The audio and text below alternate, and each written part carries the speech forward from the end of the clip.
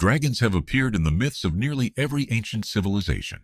Some ruled the skies, some controlled the seas, some guarded treasures beyond imagination, and some were so powerful that even gods refused to challenge them. From the frozen lands of Norse mythology to the sacred mountains of Japan, the ancient kingdoms of China, Persia, Greece, and Mesopotamia, each culture imagined its own legendary dragon. Some became protectors of the world, others became symbols of greed, chaos, or destruction. But one thing united them all. They were among the most powerful creatures ever created in mythology. Today, we are exploring every powerful dragon in mythology, their origins, their incredible powers, and the legends that made them immortal. Let's begin with the dragon whose endless greed transformed him into a monster. True. Fafnir. Before Fafnir became one of the most feared dragons in Norse mythology, he was an ordinary dwarf, known for his strength and incredible craftsmanship. Everything changed after his family claimed a legendary treasure cursed by the magical ring Anvaranaut. The curse slowly filled Fafnir with endless greed. He murdered his own father to keep the treasure for himself. Then the curse transformed him into a gigantic dragon. His body became covered in unbreakable scales. His claws could tear through stone, and his poisonous breath terrified anyone who came near. For years, Fafnir guarded his mountain of gold, destroying every warrior foolish enough to challenge him, until a young hero named Sigurd discovered his only weakness. Instead of fighting face to face, Sigurd hid beneath the dragon's path and struck his sword into Fafnir's heart from below. The mighty dragon fell, but the cursed treasure continued bringing death to everyone who possessed it. Fafnir's legend reminds us that the greatest monsters are sometimes created by greed. But deeper beneath the Norse world, another dragon had existed long before Fafnir was ever born. Nidhoggr. Long before the Vikings feared Ragnarok, they feared a dragon hidden beneath the roots of the world tree. His name was Nidhoggr. Unlike Fafnir, Nidhoggr was never human. He was one of the oldest dragons in Norse mythology. Deep within the dark realm of Niflheim, he spent eternity gnawing at the roots of Yggdrasil, the enormous tree that held all 9 realms together. Every bite threatened the balance of the universe. But Nidhoggr's hunger was never satisfied. He also fed upon the souls of murderers, traitors, and oath-breakers, making him a symbol of punishment and eternal decay. According to legend, when Ragnarok finally arrives, Nidhoggr will emerge from the underworld, carrying the dead upon his wings as the old world comes to an end. But while the Norse imagined dragons beneath the earth, the ancient Greeks placed one among the stars. Ladon Greek. Unlike the dragons of Norse mythology, Ladon was not driven by greed or destruction.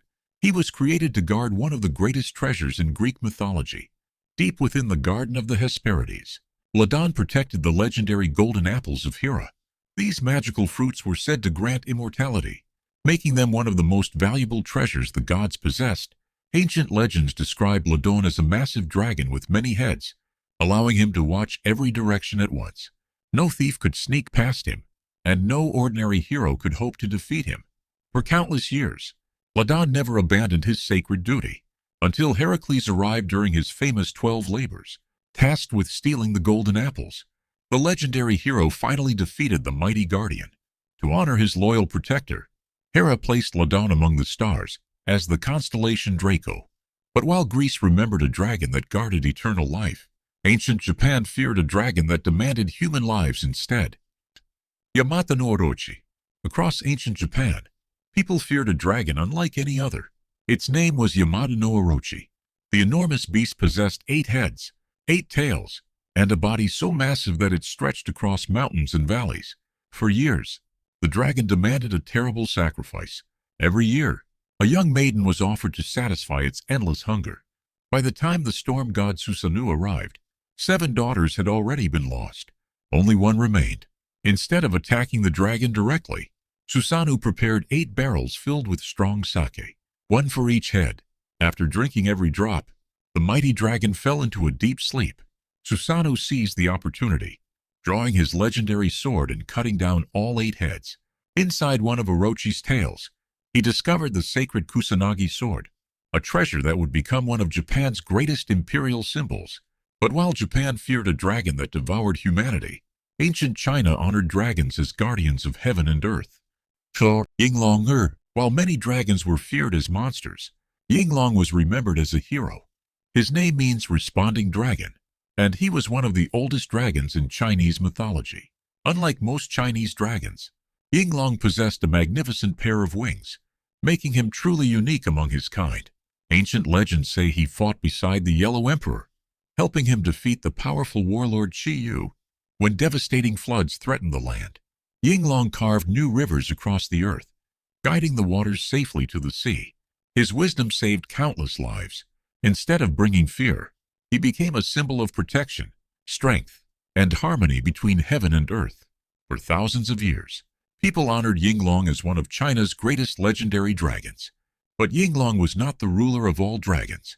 Far beyond the rivers and mountains, 4 mighty dragon kings governed the seas themselves. The 4 dragon kings, the greatest dragons of China, did not rule the land. They ruled the oceans, known as the 4 dragon kings. These ancient dragons governed the east, the south, the west, and the north seas.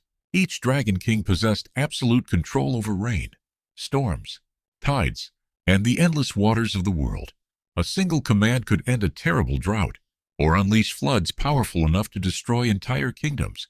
For centuries, farmers prayed to the dragon kings for life-giving rain, while emperors honored them with temples and sacred ceremonies. Unlike many dragons in Western mythology, they were respected as wise rulers rather than monsters.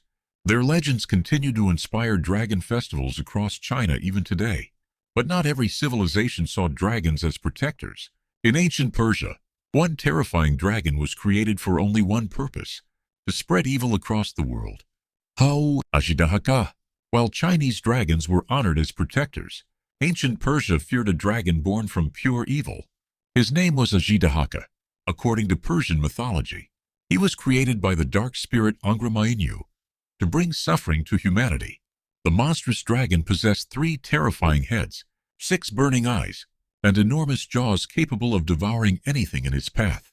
His presence spread fear across entire kingdoms. Many heroes challenged the beast, but none could defeat him, until the legendary warrior Ryujin finally stood against the dragon. After a fierce battle, Ryujin overcame the monster, but instead of killing him, he chained Aži Dahāka beneath Mount Damavand. Ancient legends warn that the dragon still lies imprisoned there today, waiting for the day his chains are finally broken. But Persia was not the only land haunted by dragons. Far to the north, Slavic legend spoke of a fire-breathing dragon with multiple heads. Its name was Zmey Gorynych. Zmey Gorynych. While Persian legends warned of an imprisoned dragon, Slavic mythology feared one that roamed the skies. Its name was Zmey Gorynych. Unlike most dragons, Zmey Gorynych was often described with 3 massive heads, each capable of breathing devastating streams of fire. Some legends claimed he had even more heads, making him nearly impossible to defeat. The dragon terrorized villages, destroyed castles, and kidnapped princesses from across the kingdom. Many brave warriors challenged the beast, but few ever returned alive. The greatest of them was the legendary hero Dobrynya Nikitich. Their battle lasted for days, as fire covered the battlefield. In the end, the mighty dragon was finally defeated, becoming one of the greatest symbols of courage in Slavic folklore. But while the Slavs imagined dragons as ruthless destroyers, the ancient people of Mesopotamia honored one as the sacred guardian of their greatest god. Mušhuššu. Not every powerful dragon was feared as a monster. Some were honored as sacred guardians. One of the oldest was Mušhuššu, the legendary dragon of ancient Mesopotamia. Unlike most dragons, Mušhuššu had the body of a serpent, the forelegs of a lion, the hind legs of an eagle, a long scaled tail, and sharp curved horns upon its head. This extraordinary creature served the great god Marduk, the supreme protector of Babylon. Rather than spreading destruction, Mušhuššu became a symbol of divine authority, power, and royal protection. Its image appeared across the magnificent Ishtar Gate, welcoming everyone who entered the ancient city of Babylon. Even today, thousands of years later, the dragon remains one of the greatest symbols of Mesopotamian civilization. But beyond the kingdoms of Babylon, another legendary dragon ruled an even greater kingdom, the endless oceans of Japan. His name was Ryujin. While many dragons ruled kingdoms, Ryujin ruled an entire world beneath the sea. In Japanese mythology, Ryujin was the mighty dragon king of the oceans. He lived inside a magnificent palace built from coral and crystal, hidden far below the waves. Unlike dragons that conquered through fear, Ryujin commanded the tides themselves. With 2 magical jewels, he could raise the oceans, or calm even the most violent storms. Sailors prayed for his protection before every voyage, believing their lives depended on his mercy. Legends say even powerful warriors sought Ryujin's wisdom, knowing that no kingdom could survive without the sea. To the people of Japan, Ryujin was not simply a dragon. He was a symbol of strength, prosperity, and the unstoppable power of nature. Although these dragons came from different civilizations, their legends all tell the same story. True power is never measured by size alone. It is measured by the mark a legend leaves behind. Now, which of these legendary dragons do you think deserves the title of the most powerful of them all?